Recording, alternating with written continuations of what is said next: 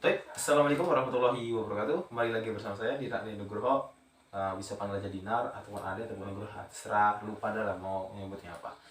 Gue di sini ya, gue dari Universitas Indonesia Guru Jati, dari Fakultas Tarbiyah dan Keguruan, dari jurusan Prodi Pendidikan Fisika.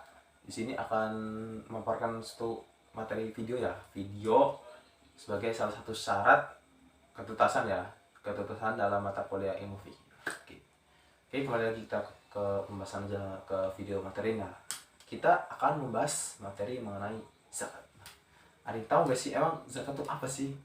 Kalau kita ngebahas mengenai zakat tuh ya, sebenarnya ada dua ya, secara bahasa dan secara istilah. Nah, yang pertama kalau dilansir dari Badan Amil Zakat Nasional atau Basnas, Badan Amil Zakat Nasional atau bisa singkatan itu Basnas, dari blognya tuh basnas.go.id, bahwasannya zakat itu berasal dari kata zakat secara bahasa itu, yang artinya tuh suci, baik, tumbuh dan berkembang, dinamakan zakat karena di dalamnya itu mengandung harapan untuk memperoleh berkah. Jadi kalau kita mengeluarkan zakat, jadi ada sebuah harapan bahwasannya zakat yang kita keluarkan itu akan menjadi berkah gitu ya. Nah, kalau zakat adalah bagian atau sebagian dari harta kita sebagai umat muslim itu wajib dikeluarkan. Dan juga zakat di sini nih sebagai salah satu kita melakukan rukun Islam. Kalau kita tidak melakukan zakat, tidak menunaikan zakat ya berarti kita tidak menunaikan rukun Islam dong. Nah, dan zakat tuh ditunaikan untuk diberikan kepada golongan-golongan yang berhak menerima ya, atau disebut dengan asnaf. Nah, kalau menurut istilah dalam kitab Al-Hawi Al-Mawardi mendefinisikan zakat itu dengan nama pengambilan tertentu dong dari harta tertentu menurut sifat-sifat tertentu dan untuk diberikan kepada golongan tertentu. Nah, orang yang memberikan zakat itu disebut dengan muzaki, tapi untuk orang yang menerima zakat itu dengan mustahik, orang yang menerima zakat ya. Nah, sementara itu menurut peraturan menteri nih, menurut Menteri Agama ya atau Kemenak ya nomor 52 tahun 2014, bahwasannya zakat adalah harta yang wajib dikeluarkan ya bagi seorang muslim ataupun badan usaha yang dimiliki oleh seorang muslim itu untuk diberikan sebagian harta gitu ya, diberikan kepada orang-orang yang membutuhkan, ditentukan dengan syariat ya, oleh syariat itu lah, jadi ditentukan oleh syariat. Nah, zakat itu dikeluarkan dari harta yang kita miliki lah, jadi yang kita miliki tapi akan tetapi tidak semua harta yang kita miliki itu wajib untuk dikeluarkan gitu ya, dan ada syarat ketentuannya gitu. Emang boleh kalau kita misalkan mencuri nih, zakat yang kita curi itu buat zakat ya nggak boleh kan, karena itu dengan cara yang tidak baik gitu. Kenapa? Apakah hasil korupsi gitu, orang-orang korupsi boleh nggak sih dibuat zakat? Tentu saja tidak boleh. Nah, karena ada syarat nih dalam zakat tuh, ada syarat dikenakannya zakat tuh seperti apa ya. Di antara ini yang pertama itu harta tersebut itu merupakan barang halal ya, halal dan diperoleh dengan cara yang baik juga dong. Yang kedua itu harta tersebut tuh harus dimiliki oleh kita sepenuhnya. Jadi kita tidak boleh lah kalau harta milik orang lain kita zakatkan, karena itu bukan hak milik kita. Jadi zakatnya milik orang lain, bukan milik kita gitu. Dan yang ketiga itu harta tersebut itu yang dapat berkembang, jadi nggak stuck aja. Kalau kita punya baju satu gitu, itu kan ya baju satu doang. Kalau harta misalnya kita punya emas, kita punya atau pertanian kan bisa berkembang gitu ya, atau pengusaha gitu pasti bisa bakal berkembang setiap tahunnya gitu kan. Dan yang keempat tuh harta tersebut tuh mencapai nisab dan telah mencapai nisab sesuai dengan jenis barangnya. Kalau emas berapa, perkebunan berapa gitu, kalau zakat perniagaan atau perdagangan itu berapa gitu ya. Jadi setiap zakat itu setiap barang ya itu memiliki nisab masing-masing gitu ya. Dan yang kelima itu harta tersebut tuh telah melewati haul atau telah 1 tahun kita milik. Kalau kita punya emas tahun ini di tahun 2024, berarti di bulan Januari kita tuh memiliki harta emasnya berapa gram gitu. Di akhir Desember misalkan, di akhir Desember mau ke 2023, berarti udah mau 1 tahun loh. 1 tahun tuh 1 tahun kita kepemilikan, kita punya harta, dan telah harta yang kita miliki itu berkembang dan telah mencapai nisab yang ditentukan dalam emas itu berapa, maka kita diwajibkan untuk mengeluarkan zakat karena kita sebagai umat muslim gitu. Dan yang keenam itu pemilik harta tuh ya tidak memiliki hutang jangka pendek dan yang harus dilunasi gitu.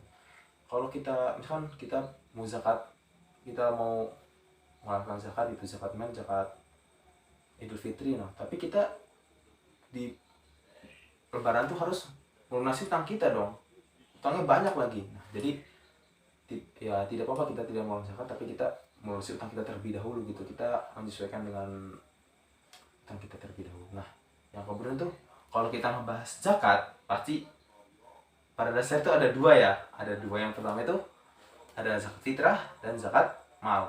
Dan zakat fitrah ini ya pada umumnya kita tahu dong, zakat fitrah itu pasti dikeluarkan pada bulan Ramadan. Nah, jadi pada bulan Ramadan itu kita sebagai umat muslim itu diwajibkan untuk mengeluarkan zakat ya. Bagi umat Islam nih, dan umat Islam telah memiliki ketentuan untuk melakukan zakat, maka wajib untuk dikeluarkan zakat. Nah, jadi dan pada umumnya juga orang-orang tuh biasa mengeluarkan zakat tuh pada ya 10 hari sebelum Ramadan ataupun sebelum mereka pada pulang kampung ataupun mudik gitu. Biasanya mereka pada bayar zakat, dan setiap wajib masih itu biasa mengumumkan kepada masyarakat atau pada khalayak umum tuh untuk menunaikan zakat gitu, seperti yang telah ditertera dalam Al-Quran, yang artinya tuh tunaikanlah sholat dan tunaikanlah zakat gitu. Jadi beriringan antara sholat dan zakat tuh.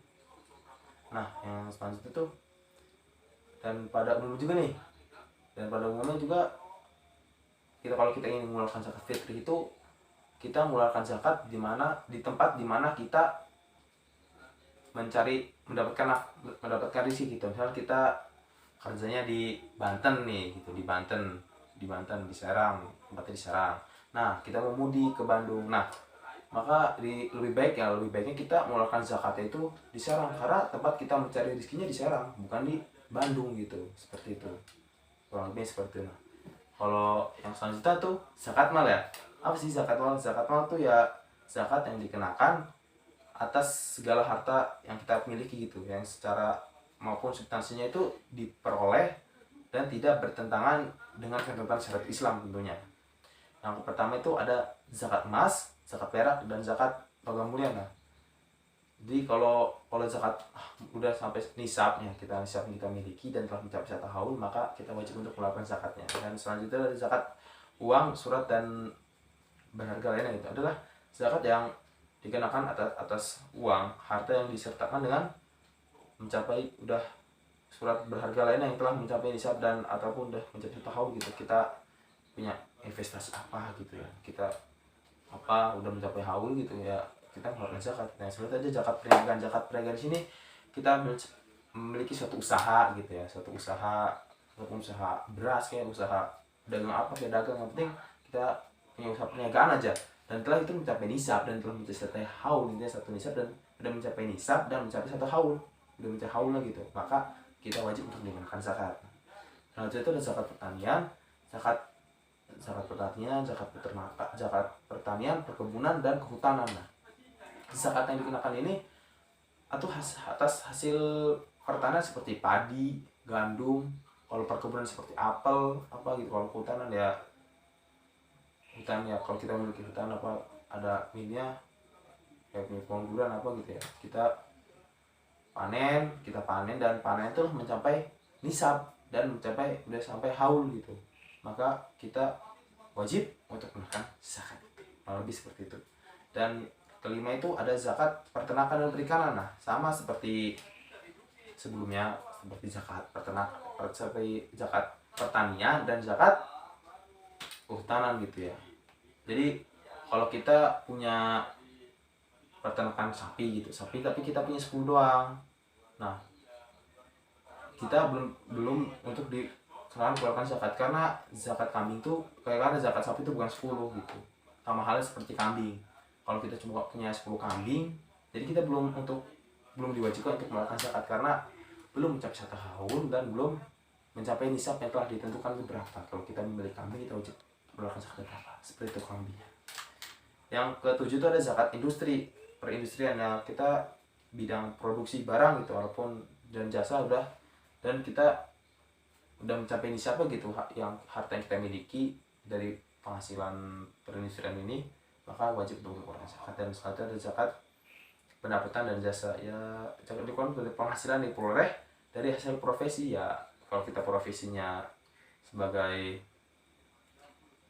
karyawan tapi karyawannya kaya banget gitu, punya harta yang banyak gitu, maka ya udah mencapai 1 tahun dan telah mencapai nisab, maka wajib mengeluarkan zakat dong. Dan zakat risak ini zakat yang dikenakan atas hasil barang temuan ya. Jadi barang temuan kita tuh berapa miliar gitu, kita nemu di koper di jalan uang 1 miliar. Nah itu telah ternyata 1 miliar itu telah mencapai barang nisab yang telah ditentukan oleh zakat rizak, maka 20% dari barang yang hasil kita temuan itu wajib dizakatkan. Nah kalau kita ngebahas mengenai zakat, pasti ada orang yang menerima dong.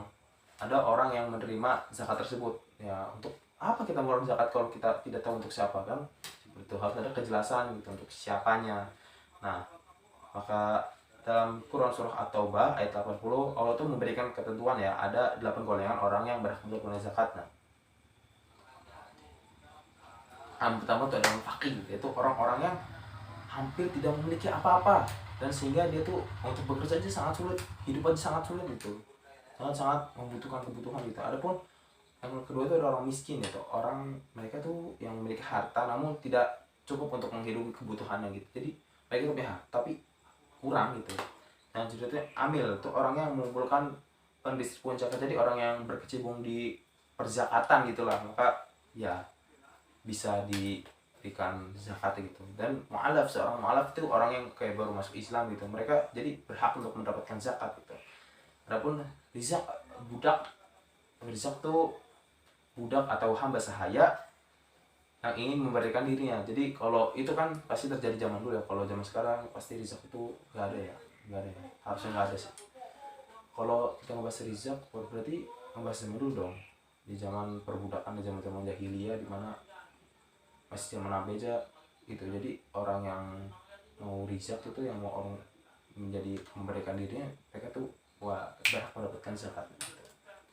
Dan adapun fisabilillah tuh mereka yang berjuang di jalan Allah, kan kita berjihad seperti tentara, jadi mereka tuh sebenarnya ya berhak mendapatkan zakat karena mereka tuh fisabilillah gitu, di jalan Allah, kayak perang membela agama ataupun apa, harga diri bangsa, dan itu tidak melenceng dari syariat Islam gitu ya. Jadi mereka fisabilillah dong. Kalau kita ngomongin fisabilillah sebenarnya bahasannya sangat luas ya. Kalau kita ngebahas fisabilillah mungkin bisa dibahas di next video. Dan selanjutnya ada Ibnu Sabil, atau orang-orang yang kehabisan biaya di perjalanan. Jadi kayak orang ya musafir ya, orang musafir, tapi musafir dalam arti kebaikan, dan dia itu emang nggak punya uang gitu. Jadi ya mereka berhak untuk mendapat zakat. Oke, mungkin dari saya itu aja. Bila lu ada yang mau menambahkan ataupun merevisi, bisa didiskusi di kolom komentar ataupun bisa di chat kolom komentar agar tidak terjadi namanya kesalahpahaman ataupun mispersepsi dari video ini. Oke, mungkin cuma dari saya. Wassalamualaikum warahmatullahi wabarakatuh.